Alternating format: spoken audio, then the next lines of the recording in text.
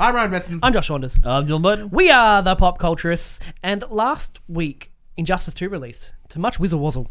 So much whizzle-wazzle. Whizzled all the wazzles. The bazang on the internet. We were rapping before this video. The talk on the internet is a lot of kerfuffle. What are all these words? I like about that word. all the different versions that were released to retail. Yeah. There was the standard edition, the digital deluxe edition, and the ultimate edition. Well, and it's the deluxe on digital. They had digital deluxe as well online. But yeah. So 3 different versions for retail release, all presented with different content. Now, this is where it's going to be interesting. So Dylan, as the lesser gamer of the three of us, we'll get Josh to pitch you how each of these 3 sets work, right? Okay. I'm a person. I want to buy Injustice 2. Hi, let's do it. Ready? And I'm working at the counter. Hi, how can I help you? Hi, I would like to buy that Injustice game, the number 2 one. Yeah, certainly. Which version would you like? We have 3 available. Number 2 is what I want. Yeah, but we have 3 versions. We have the standard version. The one with Batman in it. Yeah, they all have Batman in it. So we've got the then standard. just give me that one. We've got the standard version. It's $99. Right. This is just the standard game. Then you've got the one that is $99. Was it? Is it? So it's I think it's $120. Let's just take the 99 one. It's $120. It comes with 3 additional players, which is great. 3 additional characters. What? So who are they? No, you have 3 additional characters. Right. Can I get them? How else do I get them? Yeah, and then you've got the Ultimate Edition, which comes with an additional 9 characters, as well as a bunch of skins. Including those 3 before? That's correct. So it's an extra 6 technically on How top much? of the other. How much was the third That's one? $150 online. 150. It's actually, I think it's 139. Are these characters I can download later? Maybe. How much are the characters per person? We don't know. When do I get them if I can download We them? don't No know. idea. Who are they? We don't Can't know. tell you that. So this is Okay, so here's the beef, right? Right, okay. So the way it's pitched that way sounds really, really shit, right? But upon digging into it a bit further, you're essentially buying, because the characters, all the extra DLC characters with the different versions aren't available on release. They're coming later. Well, hang on. So I don't get them now. No, but the wording of the marketing is this version comes with 3 additional players. No mention of when or how. It just says this one gets 3 additional players, and this one gets 9. So it kind of leads you to believe, you're like, wait, so if I don't buy that version, I'm going to be short of 9 players at launch. I don't get these characters. Which isn't true, because when you look into it a bit further, it's actually it's exactly the same model as a season pass. Yeah, so you're just getting the downloadable content when it eventually the characters releases. are coming, and if you bought this version when they come, you get them for free. Don't know who they are. Well, you don't get them for free. You paid an extra yeah, but you don't have to pay for them $50. then, which will probably work out to be more to buy them individually than if you bought that I'm sure version initially. I'm sure they'll be about $20-25 What a else piece. do I get? Is that it? Skins. A couple of skins and some shader packs. So the characters look different. You can color them Do differently. I get any collectibles? No. Oh no, you can buy for $198. You can get a statue of Brainiac and Batman. It doesn't come with the game. Oh, but I didn't know that. So, do they look different? What are the names of them? The versions. Yeah. Does it sound cooler than the first one? Injustice 2 Deluxe Edition, Injustice 2 Ultimate Edition. Ooh. So I think, because a lot of people are pissy about this, and rightfully so. I'm certainly pissy about it. The way it's marketed sounds really shit, doesn't it? You know, it's like you don't know who they are when they're coming. It's presented like you're getting them immediately, but you're not. That's what it sounds like. Yeah. But if they just marketed it a little bit differently and basically said the Ultimate Edition is the game, some shaders, some skins, and the season pass, that I think would have sated consumers a bit more, because that's exactly what you're getting. Well, I'm going to say the other way though, because although I strongly disagree with this chain of marketing, and as a result, even though we streamed it and it was excellent, great time. I'm kind of like because I originally, my stance was I'm going to vote with my wallet. I'm not going to buy this game simply because I disagree with this model. Right. Because although I'm one person doesn't really matter. But as a collective, we can sort of do that. But the same thing, I understand what they're trying to do, because in this day and age, season pass is a dangerous word. Oh yeah, it is. If someone says it has a season pass, everyone's like, because people have been burnt by season passes before. People get burnt all the time on I season think passes. Fallout 4, the season pass didn't turn out too great. Was it Fallout 4? No, Fallout 4 had 4 different DLCs. One was 2 of them were huge story ones. It's pretty big. And then 2 of them were just sort of adding to the building and the like I think our buddy Craig, love them. Oh yeah, love them. I think the term season pass has had negative connotations to it because you really don't know what you're getting or when you're getting it. Arkham Knight had a really shit season pass. The content given to you for that was garbage. Yeah, I think that's an expectation thing as well. They did give you sort of cool side character stories, and some of them were like, here's more skins for the Batmobile, something you didn't like to begin with. So do you think them going this route was to avoid using the term season pass? 100% agree. What about you, Dylan? Like, well, do what's you your think stance on season pass? There's two things. Is it one that the game is not as complete as it could be when they get it out, and then they're like, all right, we'll add more stuff later because it's like Star Wars Battlefront where it's just a multiplayer and it could have done with the campaign, but we can add the campaign later. Or like what was the last fighting game, Street Fighter?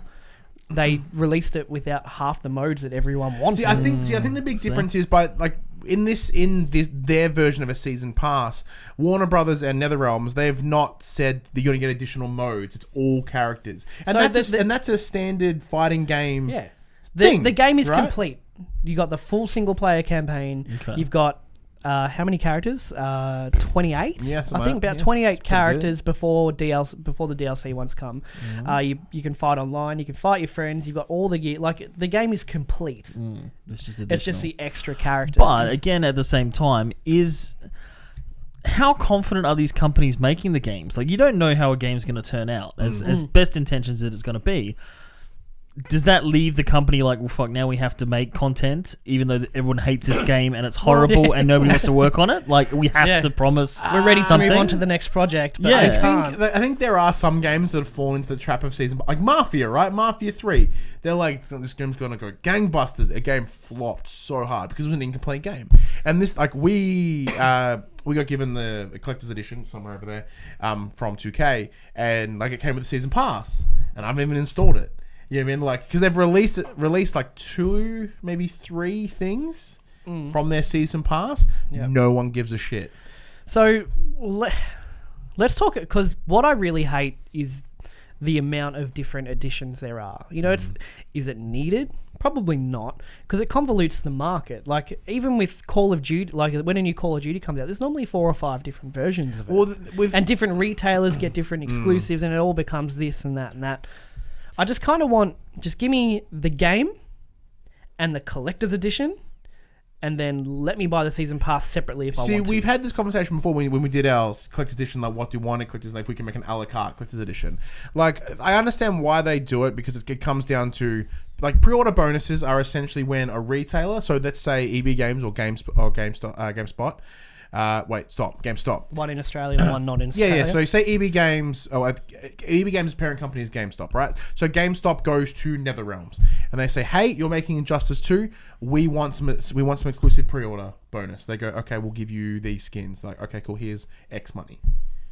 Yeah, because they buy those rights, right? Because as a business, you need to be competitive, and the only way to be competitive is have something that nobody else. When you all have the same commodity, you need something that steps you apart. And people will just go to whatever's cheapest. Yeah. But again, it sounds like it's the physical stores, though. It's a physical stores trying to stay in business, thinking of ways to sell digital things physically so they get physical cash for it. Yep. Yeah. It gets the store the revenue instead of the revenue going through the PlayStation store or whatever and going to whoever else. So it must be a retailer thing. It is without a retail thing. Like, so this digital deluxe edition, the digital ultimate edition, is available on the PSN. So they only have the 2 versions. They have the standard version and the Supermax version, or ultimate, whatever. So like in that way, they've kind of limited the choice. Like, hey, you've got 2 things. Like, just pick the one you want. Yeah. Like, because I know that with an example here in Australia is EB Games has the standard and the ultimate. JB has the standard and the deluxe. Yeah. So the ultimate, the only 9-character one, is exclusive to EB Games. And Big W is a few dollars cheaper than everyone else and comes with some free art book, like I think that's a Big W deal. That's like we have a bunch of these Superman books. Yeah, that's in with that. Cool as fuck. But I guess the main question is, because Injustice 2 has had this kind of backlash more than, the whole vote with your wallet thing. Yeah. It's been a bit more vocal on the internet than a lot of other games recently. Like, it stands out. Do you think if they just changed the way they marketed the game, there wouldn't be this much negativity towards it? I think so. Because it's a fantastic, like we streamed it. You can go to our YouTube channel, www.youtube.com/thepopculturists, even though you're on it now watching this fucking video. Link in the description. Link in the description below. The stream was awesome. The game is fun. The game is so good. So fun. Apparently it was. Yeah, you weren't invited apparently. So it is sad to see this kind of negativity towards a game that is polished and is great and is fun. See, and that's the tough thing for me personally, right? Because I was like, I loved Injustice 1. I bought the collector's edition with the cool statue and all the cool shit, right? I loved Injustice 1. I thought it was so damn good. Statues down there. So I was hyped when I first saw this game. I was like, shit. Yeah. Oh, it's pretty good. So I was like hyped as shit. So I'm like, yeah, I'm going to probably buy this. And then they released this dumb model and I was like, nope. Then I play it and it's great. And then I'm conflicted. I'm like, The biggest issue I have with it is this doesn't all fall onto NetherRealm, who made the game. A lot of these probably aren't their decisions. Wasn't the dev decision? It's more of like the publishing arm. The publishing being like, you need to do this, we want you to do that. That'd be Warner Brothers. Yeah, we're funding the game, so you do what we tell you to do, and we want these. But NetherRealm, I'm assuming, just wanted to make the fucking game and give it to the people. Yeah, because I think Dylan sort of, even in our little role play earlier, I think Dylan made a good point. He's like, I just go in there and I just want Injustice 2. And then it's like, yeah, but which version do you want? Like, what the fuck do you Picture a mean? parent going in there to buy it for their kid. Did you buy? The cheap one, the standard one. Yeah. What would you buy? I would see. That's the thing. I'd probably buy the standard. I would be, after playing it and seeing how good it was, I'd be compelled to buy the Ultimate Edition. But I can't justify that price. But you know, there's always going to be a 4th edition, which is the complete version, where in a they year's sell time, the game with all the characters, for sure. like the Mortal Kombat XXL. After the season pass is done and all that content is out, there will be a Game of the Year edition or whatever that has all that DLC, and it'll probably be cheaper than what the standard edition is now. So you can get that, and then you can technically play a slightly different game a year later when you get the but you've also got to picture it from the perspective of the parents who, little Johnny Blue Blood has gone to school and is like, Mum, can you please get me this game today? She's like, yeah, sure. And she goes in there and there's 3 or 4 different versions and she ends up not buying it. I'm assuming she'd buy it, but that's the example. It's just confusing. If it was the instance where you got those characters straight away, I could understand that. And then Timmy's like, I wanted Green Lantern. See, but that's but see, to me, you didn't get me the right version, Mum. You fucking bitch. The one character I wanted. Knowing that it's a season pass kind of takes the sting out of it. I still disagree with how it was marketed, but like if they're like, you get 9 players at launch and no one else gets it unless you buy this, I'm like, that's shit. That's the way it's worded. That's so shit. Yeah.